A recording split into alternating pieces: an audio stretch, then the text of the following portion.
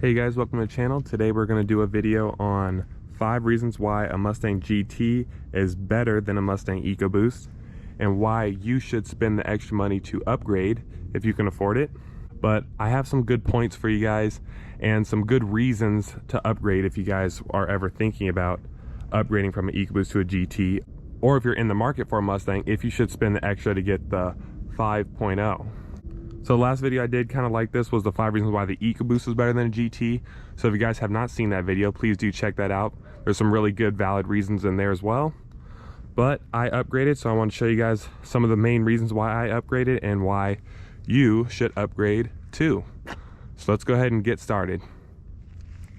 And since we're already back here, let's go ahead and do a little warm start.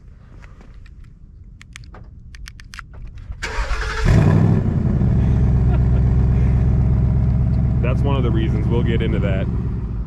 Alrighty, got you guys all set up on the POV hat here. So we're gonna go ahead and go for a drive.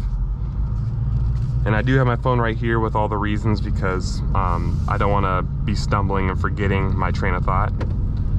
So let's go ahead and get right into it. So number 1, just like when I did the startup, it's the V8 sound. So some people might actually prefer the sound of the 4-cylinder, or they might like 4-cylinder sounds, but normally cars that sound like 4-cylinders are cars that you'd expect to have a 4-cylinder in it. So when a Mustang sounds like a Focus ST or Focus RS, it just doesn't necessarily fit the character and expectation of a Mustang. So that's why some people might think it sounds bad. And that's kind of like my perspective too. I don't think that the EcoBoost Mustang necessarily sounds bad. It just sounds like a 4-cylinder that you'd expect in like I said, a Focus ST or RS. So when you get the V8, obviously you get a much deeper growl and a sound that fits the character of the car. Coming in at number 2, this is another obvious one. It's the acceleration and performance. So obviously the Mustang GT has 460 horsepower. EcoBoost comes with 310. So you have an additional 150 horsepower, which even if you do full bolt-ons, you know, stuff like that. I mean, I guess if you do a drop-in turbo, you can possibly get over that number, but you have to do a lot of mods to an EcoBoost to even get close to GT power numbers. And the Mustang GT comes right out of the gate with 460 horsepower, so it's really quick. And another thing to consider is, since I live in Vegas, it's hot. It gets really hot here in the summer. And with the EcoBoost, I had to upgrade my intercooler because when I drive out in the heat, the car would get heat soaked so bad and it just feels straight up slow. And that's the sad part, is because it is a quick car, but when you get out here in the heat and everything, it just feels sluggish. So I had to upgrade the intercooler, and even with the upgraded intercooler, when the temps are hot out, it just didn't feel like it wanted to go. Naturally aspirated engines don't suffer as badly from heat soak as turbo engines do.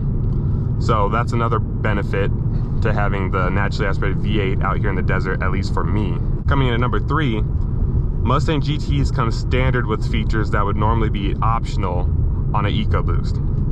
For example, my EcoBoost that I had was a base with the 101A package. With that 101A package, you got a spoiler, you got power seats, you got dual zone climate control, big screen, 9-speaker stereo, and you got a nicer trim piece. Whereas on the base one, you just get like a darker, like faux carbon fiber look. With GTs, it already comes standard with power seats for the driver and passenger, a spoiler on the back, even though I switched that out because it was too small for my taste. But it already comes standard with a spoiler. You don't have to upgrade to get a spoiler on a GT. It already comes standard with these 18-inch wheels, which a lot of people don't like, but they are technically an upgrade from the base 17 inches that you get with an EcoBoost. Also, you get 4-piston not Brembos. I don't know if they're Brembos or not. Some people say they're Brembo pads or whatever. I don't think they're Brembos, but they look nice. So you get 4-piston brakes in the front and single-piston vented disc in the back.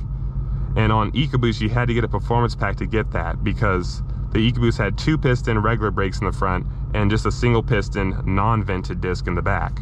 And another thing to keep in mind is that when you get upgrade options on the GT, at least the 301A comparison to the 101A for the EcoBoost, The GT gets ambient lighting, my color gauges, lit up door sills when you get the 301A package, whereas on the EcoBoost, I had the 101A package and I didn't get any of that stuff. So for the same price on a GT, you'd get additional stuff, if that makes sense. Another thing to keep in mind is the steering wheel. See how this steering wheel has smooth leather on it? For 19 and up EcoBoost, it comes standard with like coarse leather. You had to get a premium to get smooth leather. The GT comes standard with the smooth leather no matter what trim you get. Also, fog lights. On EcoBoost, you have to get a premium to get fog lights, and on GTs, fog lights are standard. Another thing, exhaust. For the EcoBoost, you had to get the active exhaust to get the quad tips and the nicer rear diffuser. GTs already come with the nicer rear diffuser. Coming in at number 4 is the power and mod potential of the 5.0. So the EcoBoost being a turbo engine, you can get a lot of power from just a flash tune, right? But the 5.0s are actually really, I don't know how to, susceptible to mods, or really, they improve a lot with mods, if that makes sense. So if full bolt-on E85 gas 5.0s are pushing over 500 wheel horsepower, which is crazy. That's probably what, like 560, 570 to the crank. So that's very impressive. With just those simple modifications, that would require an EcoBoost to like heavily modify their car to even get close to that power number. And then once you start heavily modifying your car like that, then you know you're unsure about reliability, you're unsure about fuel economy. Another thing to keep in mind is that 5.0s have a pretty decently priced supercharger kit. So if you want to go up to 700 horsepower, you can do that no problem with a 5.0 without having to do any sort of crazy engine modification. Well, I mean, I guess that's a modification, but no like opening up the engine and stuff like that. The power potential of the 5.0, not only in stock form, but once you start adding mods, it gets really powerful. And it has good top end, unlike heavily modified EcoBoost where they're still quick, but they still don't really have that good of top end. So for number 5 is how much of a different car you get for 9,000 to 10,000 more. And while that is a lot of money, yes, that's the main reason why I went with the EcoBoost to begin with. For what you get, it is an excellent bang for your buck and 100% worth the money, 100%. So my suggestion is that if you can afford it and you want the 5.0 to begin with, get the 5.0, don't settle for the EcoBoost. I kind of made that mistake myself. I could have got a 5.0 from the beginning, but I guess it's kind of nice being able to experience both. And with the special time we're in, I got a good deal on being able to trade in and then get this car and everything like that. For the last one, I want to do kind of like a bonus, is the V8 and GT Mustang in general is kind of like, it fits the car. I kind of said that with the sound, but when you get a V8 Mustang, it's like, okay, yeah, he got a cool Mustang. Because a lot of people, when you say like, oh yeah, I got a Mustang, and you're like, oh yeah, I got the EcoBoost one, they're like, oh, what is that? Oh, it's the, oh, a 4-cylinder to Mustang. You know, they're all confused and everything like that.